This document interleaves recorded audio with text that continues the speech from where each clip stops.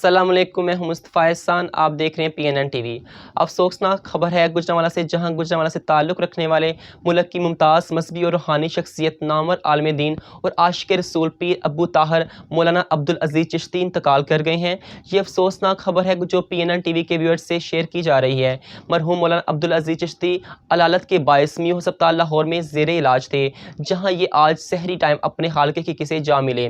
مرحوم کی گوجرانوالہ میں ہزاروں سوگواران کی موجودگی میں نماز جنازہ ادا کر دی گئی ہے۔ اس حوالے سے مزید جانتے ہیں نائل پر موجود اپنے نمائندے عابد مغل سے۔ جی عابد، آگاہ کیجیے گا۔ آج دیکھیے، ایسا ہے کہ ملک کی روحانی مذہبی شخصیت ممتاز عالم دین عاشق رسول پیر ابو طاہر مولانا عبدالعزیز چشتی مختصر علالت کے بعد میو ہسپتال میں سحری ٹائم تقریباً 4 بجے اپنے خالق حقیقی سے جا ملے۔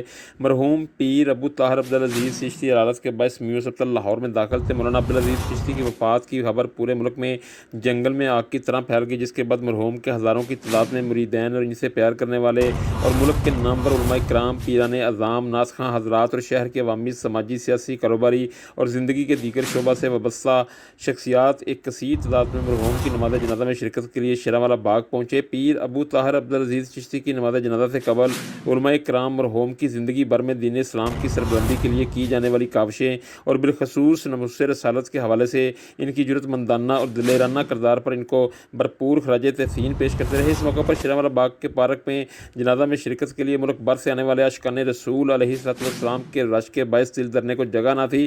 پیر ابو طاہر عبدالعزیز چشتی کے اس دنیا فانی سے رخصت ہونے پر ہر آنکھ اشک بار تھی۔ کئی ایک رقت امیز اور انتہائی جذباتی مناظر بھی اس موقع پر دیکھنے میں آئے۔ پیر ابو طاہر مولانا عبدالعزیز چشتی کی نماز جنازہ کا اعلان ٹھیک 4 بجے تھا، تاہم مرحوم کا جثہ خاکی ایمبولینس کے ذریعے شیراں باغ تقریباً 4:45 بجے پہنچا، جہاں جانشین ابو البیاں پیر محمد رفیق مجددی نے ایک پکے، سچے اور کھرے مسلمان اور عاشق رسول کی نماز جنازہ پڑھانے کی سعادت حاصل کی۔ بعد ازاں مرحوم کے مریدین کی ایک بڑی تعداد نے مرحوم کا آخری دیدار کیا، جس کے بعد ان کو باغبان پورہ میں واقع مسجد، جہاں مرحوم اپنی ساری زندگی بحیثیت ایک دماغ خطیب اپنے فرائض انجام دیتے رہے، کے ملحقہ احاطے میں سپرد خاک کر دیا گیا۔ مرحوم نے سوگواران میں 3 بیٹے چھوڑے ہیں۔ پیر ابو طاہر مولانا عبدالعزیز چشتی گوجرانوالہ کے نواحی گاؤں ہرچوکی میں پیدا ہوئے۔ دینی تعلیم حاصل کرنے کے بعد اپنی ساری زندگی اندرون اور بیرون ممالک دین کی سربلندی کے لیے کام کرتے رہے اور آپ نے 100 سال سے زائد عمر پائی۔ آپ حضور پیر سیال کے گوجرانوالہ کے واحد خلیفہ مجاز بھی تھے۔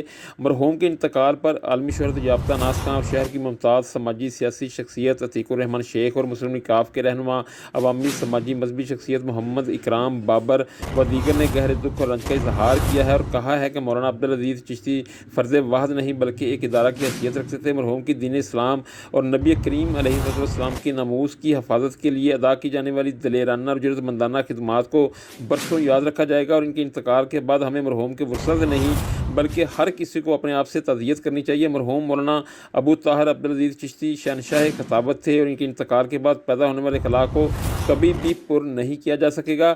بارگاہ ربی میں دعا ہے کہ وہ مرحوم کو جنت الفردوس میں اعلیٰ و عرفہ مقام عطا کرے۔